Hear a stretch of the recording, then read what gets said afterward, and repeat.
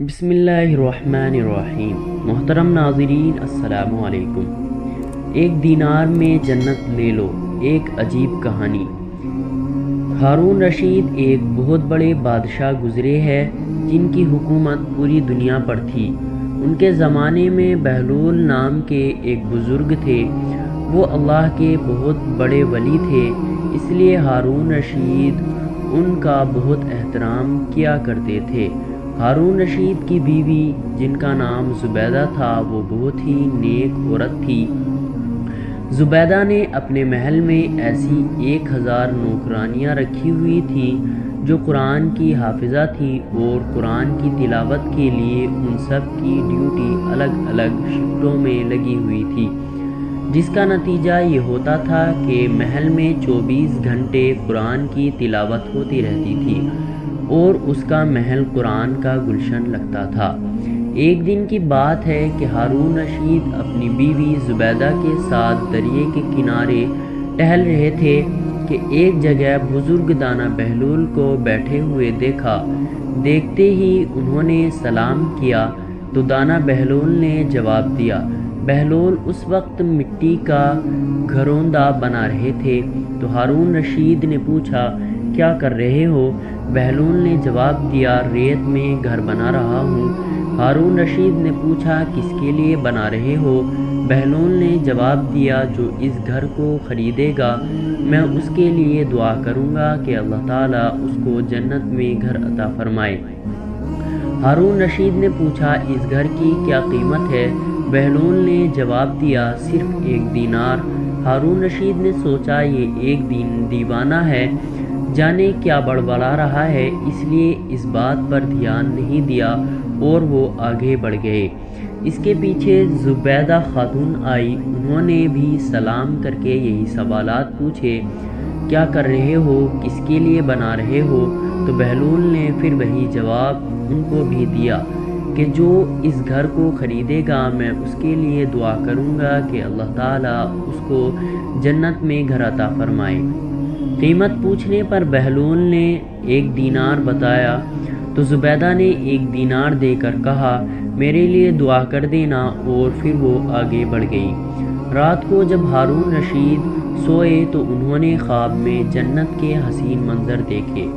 خوبصورت جھرنے، ہرے بھرے باغ اور اونچے اونچے خوشنما محل بھی تھے، اور ان محلوں میں ایک محل ایسا بھی تھا جس پر زبیدہ کا نام لکھا ہوا تھا۔ ہارون رشید نے سوچا کہ میں دیکھوں تو صحیح میری بیوی کا گھر کیسا ہے، لیکن اس سے پہلے کہ محل میں داخل ہوتے محل کے ایک چوکیدار نے انہیں روک دیا۔ ہارون رشید نے کہا، اس محل پر میری بیوی کا نام لکھا ہے، یہ میری بیوی کا ہے، اس لیے مجھے اندر جانا ہے۔ چوکیدار نے کہا، نہیں، یہاں کا قانون الگ ہے، یہاں جس کا نام ہوتا ہے اسی کو اندر جانے کی اجازت ہوتی ہے، اس کے علاوہ کسی اور کو نہیں۔ جب چوکیدار نے ہارون رشید کو پیچھے دھکا دیا تو ہارون رشید کی نیند کھل گئی۔ جاگنے پر انہیں یقین ہو گیا کہ بہلول کی دعا زبیدہ کے حق میں قبول ہو گئی، اور خود پر افسوس کرنے لگے کہ میں بھی اپنے لیے ایک گھر خرید لیتا تو کتنا اچھا ہوتا۔ وہ ساری رات اسی افسوس میں کروٹیں بدلتے رہے۔ صبح آنکھ کھلی تو انہوں نے سوچا کہ آج ضرور میں دریا کے کنارے جاؤں گا اور بہلول سے دعا کروا کے اپنے لیے جنت میں ایک مکان ضرور خریدوں گا۔ اگلے دن وہ دریا کے کنارے بہلول کو تلاش کرتے ہوئے ادھر ادھر دیکھ رہے تھے کہ انہیں پھر بہلول کو اسی طرح کا مکان بناتے دیکھا تو قریب جا کر سلام کیا اور بہلول نے جواب دیا۔ اس کے بعد پھر وہی سوالات شروع ہو گئے۔ ہارون رشید نے پوچھا، کیا کر رہے ہو؟ بہلول نے جواب دیا، ریت میں گھر بنا رہا ہوں۔ ہارون رشید نے پوچھا، کس کے لیے بنا رہے ہو؟ بہلول نے جواب دیا، جو اس گھر کو خریدے گا میں اس کے لیے دعا کروں گا کہ اللہ تعالیٰ اس کو جنت میں گھر عطا فرمائے۔ ہارون رشید نے پوچھا، اس گھر کی کیا قیمت ہے؟ بہلول نے جواب دیا، اس کی قیمت پوری دنیا کی بادشاہی ہے۔ ہارون رشید نے کہا اتنی قیمت تو میں نہیں دے سکتا، لیکن کل تو ایک ہی دینار کے بدلے دے رہے تھے اور آج پوری دنیا کی بادشاہی مانگ رہے ہو۔